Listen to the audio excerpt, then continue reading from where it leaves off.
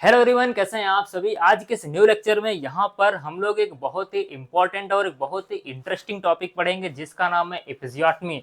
समझेंगे ये एपिजियोटमी क्या होता है, एपिजियोटमी किस कंडीशन में किया जाता है और एपिजियोटमी कितने टाइप्स की होती है और एपिजियोटमी के अंदर कौन कौन से स्ट्रक्चर्स कट किए जाते हैं और एपिजियोटमी का क्या प्रोसीजर होता है, क्या कॉम्प्लिकेशन देखने को मिलते हैं, कौन कौन से कॉन्ट्रा इंडिकेशन होते हैं, इसके साथ साथ एपिजियोटमी में क्या केयर प्रोवाइड करते हैं। ये सारी चीजें आज के इस लेक्चर में बहुत ही अच्छे से डील करेंगे। जो टॉपिक है बहुत ही इंपॉर्टेंट है, अच्छे से पढ़ना है। ओके, तो चलिए हम लोग यहाँ पर बात करते हैं एपिजियोटमी की। अगर हम लोग यहाँ पर एपिजियोटमी की बात करें तो ये जो है, ये जो प्रोसीजर होता है ये ड्यूरिंग डिलीवरी किया जाता है या फिर कह सकते हैं ड्यूरिंग चाइल्ड बर्थ के टाइम पर ये प्रोसीजर किया जाता है। आइए समझते हैं कि एग्जैक्टली इसमें होता क्या है। An episiotomy is a surgical incision. जो एपिजियोटमी होता है ये एक सर्जिकल इंसिजन होता है। क्या होता है? जो एपिजियोटमी होता है ये एक सर्जिकल इंसिजन होता है। Episiotomy is a surgical incision made in the perineum. कहां पर बनता है ये जो इंसिजन होता है, जो सर्जिकल इंसिजन होता है ये पेरिनियम रीजन में दिया जाता है। ठीक है, किस लिए दिया जाता है? Enlarge the vaginal opening. जो वेजाइनल ओपनिंग होती है उसको इनलार्ज करने के लिए ये एक सर्जिकल इंसिजन पेरिनियम रीजन में दिया जाता है। राइट, किस टाइम पर दिया जाता है? ड्यूरिंग चाइल्ड बर्थ या फिर ड्यूरिंग डिलीवरी ये इंसिजन दिया जाता है। ठीक है, तो इसको हम लोग बोलते हैं एपिजियोटमी। ठीक है, एपिजियोटमी क्या होता है? एक सर्जिकल इंसिजन होता है। ठीक है, ये सर्जिकल इंसिजन कहाँ दिया जाता है? पेरिनियम रीजन में दिया जाता है और ये प्रोसीजर जो है वेजाइनल ओपनिंग को इनलार्ज करने के लिए दिया जाता है। ठीक है, कब दिया जाता है? During child birth. अब यहाँ पर बात ये आती है कि भाई जितनी भी डिलीवरी होती है, जितने भी चाइल्ड बर्थ होते हैं उन सब में एपिजियोटमी किया जाता है क्या? नहीं, इसमें कुछ इंडिकेशंस होते हैं, कुछ कंडीशंस होती हैं जिनमें एपिजियोटमी जिसमें एपिजियोटमी इंसिजन दिया जाता है। ओके, तो चलिए हम लोग यहाँ पर बात करते हैं इंडिकेशंस ऑफ एपिजियोटमी कि भाई यहाँ पर जो एपिजियोटमी होता है उसके इंडिकेशंस क्या होते हैं, किस किस कंडीशन में एपिजियोटमी दिया जाता है। सबसे यहाँ जो फर्स्ट कंडीशन है वो है शोल्डर डिस्टोसिया। शोल्डर डिस्टोसिया का मतलब होता है कि ड्यूरिंग डिलीवरी, जब बेबी की फिटस की डिलीवरी हो रही होती है उस टाइम पर अगर जो शोल्डर्स हैं, जो बेबी के शोल्डर्स हैं, शोल्डर्स की डिलीवरी होने में डिफिकल्टी हो रही है तो उसको बोलते हैं शोल्डर डिस्टोसिया। ठीक है, अगर बेबी के शोल्डर्स की डिलीवरी होने में डिफिकल्टी हो रही होती है तो उसको बोलते हैं शोल्डर डिस्टोसिया। तो शोल्डर डिस्टोसिया की कंडीशन में एपिजियोटमी दिया जाता है। ठीक है, जो एपिजियोटमी इंसिजन होता है वो शोल्डर डिस्टोसिया में दिया जाता है ताकि जो बेबी के शोल्डर्स हैं वो इजीली डिलीवर हो जाएं। ठीक है, एपिजियोटमी में क्या होता है? इंसिजन के थ्रू इंसिजन देते हैं और जो वेजाइनल ओपनिंग होती है वो लार्ज हो जाती है। ठीक है, तो जब वेजाइनल ओपनिंग लार्ज हो जाएगी तो क्या होगा? जो बेबी के शोल्डर्स हैं वो इजीली डिलीवर हो जाएंगे। राइट, तो शोल्डर डिस्टोसिया के कंडीशन में एपिजियोटमी इंसिजन दिया जाता है। नेक्स्ट यहाँ पर क्या है? Rigid perineum. जो पेरिनियम रीजन है ना, जो पेरिनियम है वो अगर रिजिड है, पेरिनियम रीजन की जो मसल्स हैं, जो स्ट्रक्चर्स हैं वो अगर रिजिड हैं, हार्ड हैं, तो उस कंडीशन में क्या होगा? जो बेबी की डिलीवरी है वो नहीं हो पाएगी। ठीक है, बेबी की डिलीवरी होने में डिफिकल्टी होगी। तो अगर पेरिनियम रीजन जो है वो उसमें रिजिडिटी है तो उस कंडीशन में यहाँ पर एपिजियोटमी किया जाता है। नेक्स्ट यहाँ पर क्या है? नेक्स्ट जो इंडिकेशन है वो है लार्ज बेबी। लार्ज बेबी को क्या बोलते हैं? लार्ज बेबी को बोलते हैं मैक्रोसोमिया।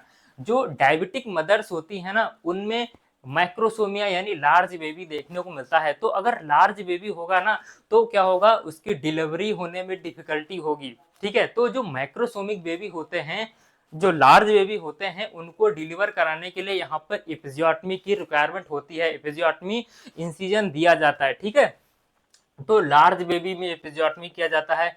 नेक्स्ट यहाँ पर ब्रीच डिलीवरी। ब्रीच डिलीवरी का मतलब यहाँ पर जो बेबी का जो प्रेजेंटेशन है वो ब्रीच है। ठीक है, यानी जो बेबी का हेड है वो ऊपर की तरफ है, जो बटक से जो रीजन है वो नीचे की तरफ है। ठीक है, बेबी जो है अपोजिट उसकी लोकेशन है।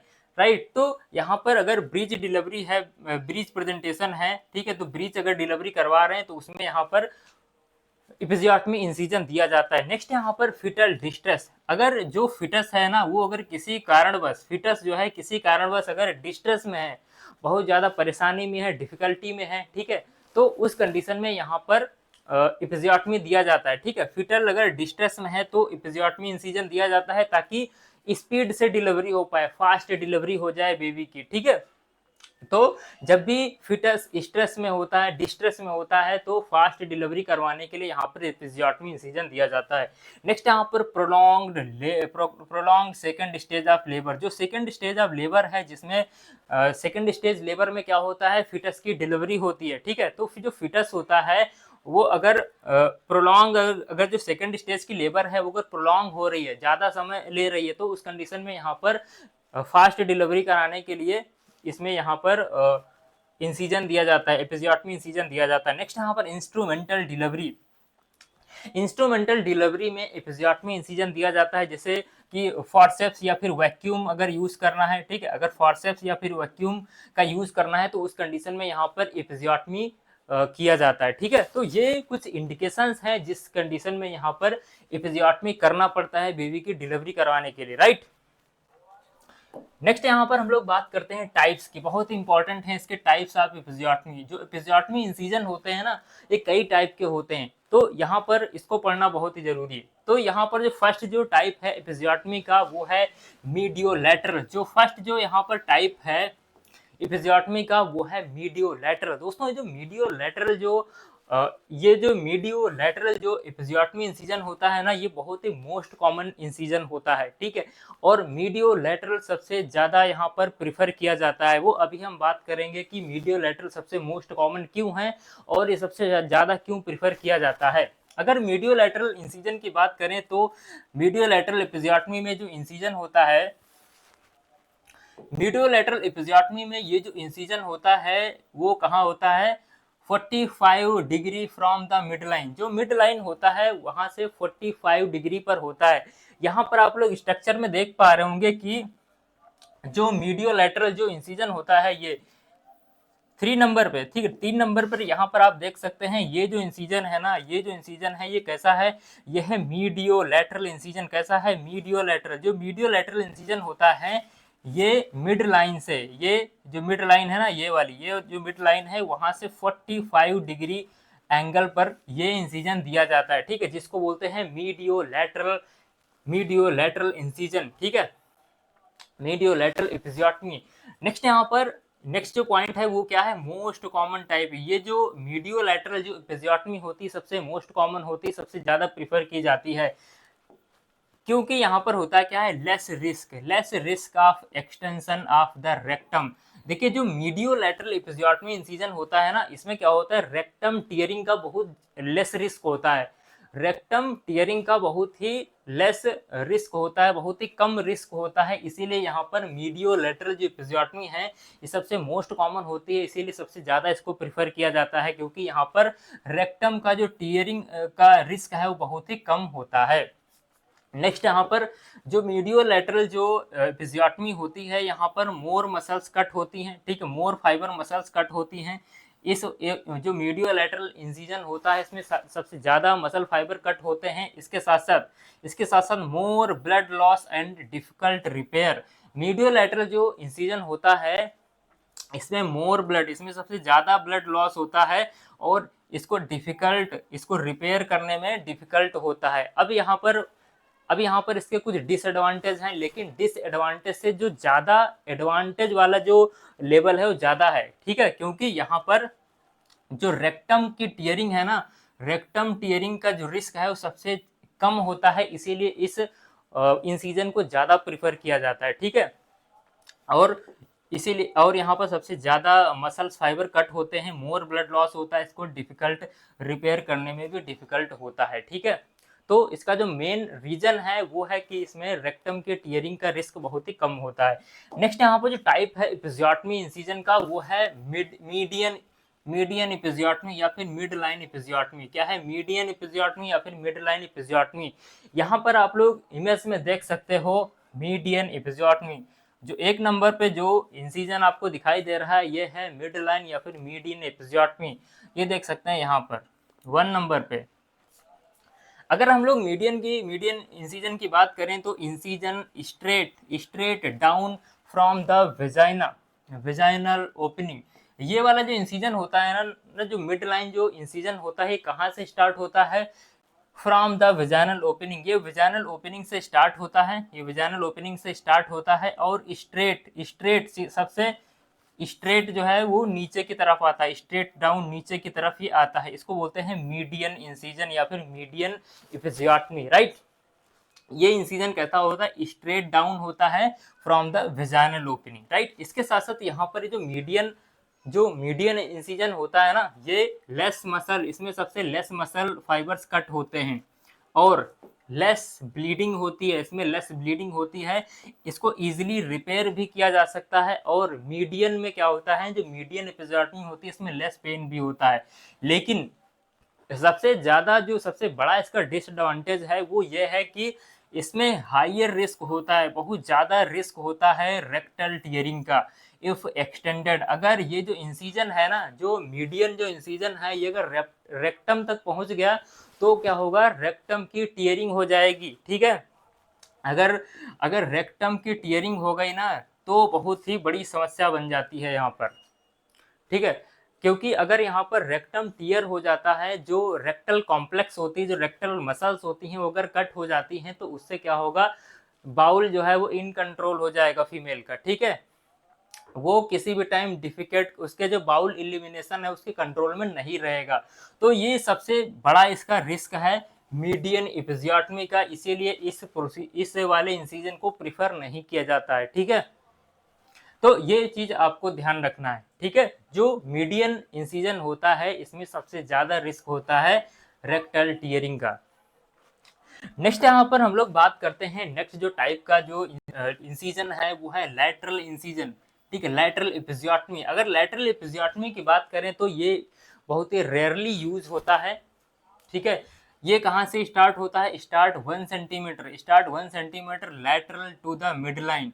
ये जो इंसिजन होता है, जो लैटरल इंसिजन होता है, यहाँ पर आप लोग देख सकते हो 4 नंबर पे, 4 नंबर पे जो इंसिजन है वो कैसा है लैटरल इंसिजन। कैसा है लैटरल इंसिजन, लैटरल इंसिजन कहाँ से स्टार्ट होता है, जो मिड लाइन है ना, ये जो मिड लाइन है यहाँ से 1 सेंटीमीटर, यहाँ से 1 सेंटीमीटर, यहाँ से 1 सेंटीमीटर से 1 सेंटीमीटर दूर से यहाँ से स्टार्ट होता है, ठीक है। तो जो लैटरल इंसिजन होता है ये बहुत ही रेयरली यूज होता है। और मीडियन जो मिड लाइन होती है, जो मीडियन इंसिजन होता है या फिर जो मिड लाइन होता है वहां से 1 सेंटीमीटर लैटरल से स्टार्ट होता है। इसके साथ साथ risk to Bartholin glands injury. अब देखिए यहाँ पर जो लैटरल इंसिजन होता है ना, इसमें बार्थोलिन ग्लैंड जो होती है उसमें उसकी इंजरी होने के सबसे ज्यादा रिस्क होता है।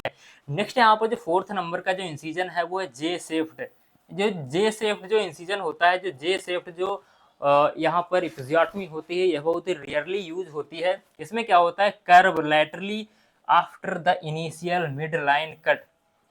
ये इस इंसिजन की बात करें तो यहाँ पर आप लोग देख सकते हो, यहाँ पर आप लोग देख सकते हो जे शेप इंसिजन। देखिए जे शेप इंसिजन की बात करें तो इसमें सबसे पहले मिड लाइन वाला स्ट्रक्चर कट करते हैं, उसके बाद यहाँ पर ऐसे कर्व कर देते हैं, कर्व, ठीक, कर्व इंसिजन देते हैं, ये जे शेप का बन जाता है। इसीलिए इसको बोलते हैं जे शेप्ड इंसिजन, ठीक है, क्योंकि ये कर्व लैटरली कर्व होता है after initial mid line cut से, ठीक है। तो ये हमने बात की किसकी, टाइप्स ऑफ एपिजियोटमी की, जो कि बहुत ही इंपॉर्टेंट है।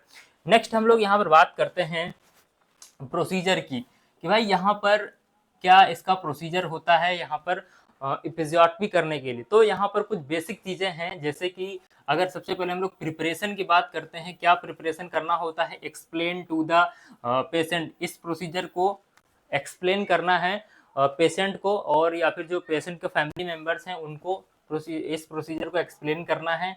ऑब्टेन कंसेंट फॉर्म भरवाना है, और क्या करना, ensure aseptic condition, aseptic techniques का यहाँ पर फॉलो करना है, ठीक है।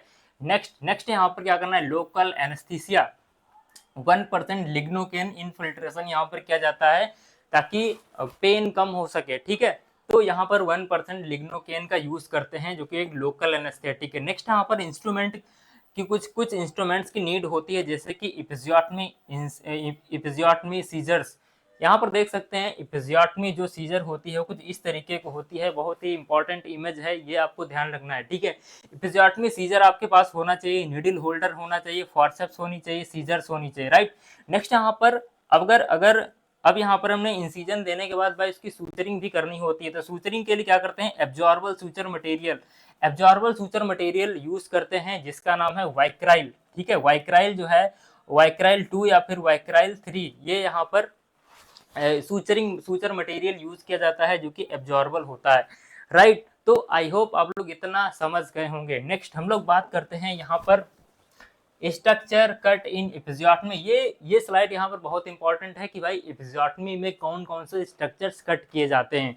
तो सबसे पहले तो यहाँ पर पेरिनियल स्किन को कट किया जाता है, ठीक है, पेरिनियल स्किन कट करते हैं। उसके बाद सबक्यूटेनियस टिश्यूज कट किया जाता है, ठीक है, सब जो पेरिनियल में जो सबक्यूटेनियस टिश्यूज होते हैं उसको कट करते हैं। पेरिनियल फेसिया कट होता है। उसके बाद ट्रांसवर्स पेरिनियल मसल्स और बल्बो स्पोंजियस मसल यहाँ पर कट होती है, ठीक है। लिवेटर एनाई मसल्स यहाँ पर कट होती है। इसके साथ साथ प्यूडेंटल वेसल्स और नर्व्स कट होती हैं। इसके साथ साथ पोस्टीरियर वेजाइनल वॉल यहाँ पर कट होती है।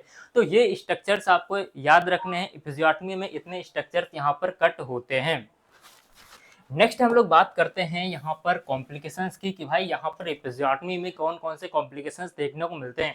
कॉम्प्लिकेशंस की बात करें तो पेन देखने को मिलेगा पेरिनियल रीजन में, इसके साथ साथ ब्लीडिंग हो सकती है, ठीक है। इन्फेक्शन यहाँ पर देखने को मिल सकता है आपको, और एक्सटेंशन टू थर्ड और फोर्थ डिग्री टियर, यहाँ पर थर्ड और फोर्थ डिग्री पेरिनियल टियर आपको देखने को मिल सकता है, ठीक है। पेरिनियल टियर पिछली वीडियो में हमने बहुत ही अच्छे से डील किया है। नेक्स्ट यहाँ पर डिस्पेरुनिया हो सकता है, पेनफुल इंटरकोर्स जिसको बोलते हैं, ड्यूरिंग इंटरकोर्स पेन देखने को मिलेगा, और स्कार फॉर्मेशन हो सकता है, ठीक है। तो ये कुछ कॉम्प्लिकेशंस हैं जो यहाँ पर एपिजियोटमी में देखने को मिलते हैं।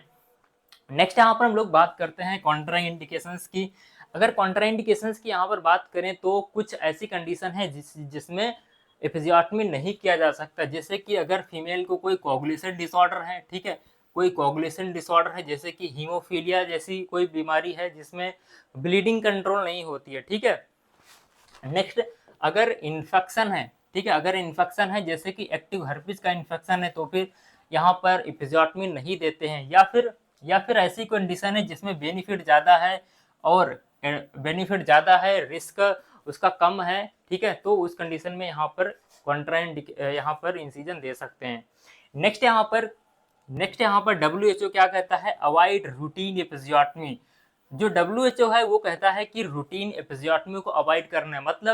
मतलब ये है कि जितनी भी डिलीवरीज हो रही हैं, ऐसा नहीं है कि जितनी भी डिलीवरी हो रही है उसमें सब में आपको एपिजियोटमी करनी है।